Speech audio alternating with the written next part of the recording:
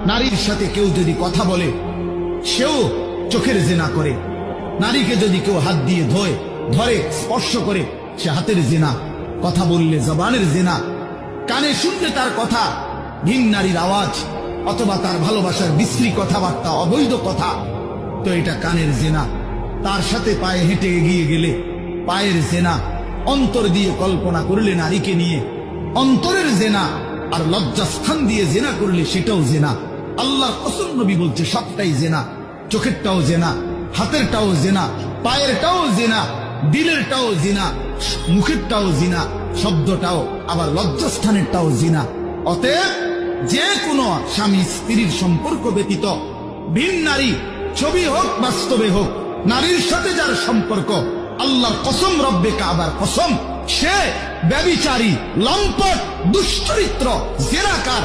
আর আল্লাহ বলছে আমি তোরে ডবল ইউদাফ অর্থ ডবল রিডবল শাস্তি দেব কিয়ামতের দিন। ওয়াখলুদ ফীহি মুহানা, এবং আল্লাহ বলে তারে বেইজ্জতি কইরা, লাঞ্ছিত কইরা চিরস্থায়ী জাহান্নামে ফেলে দেব।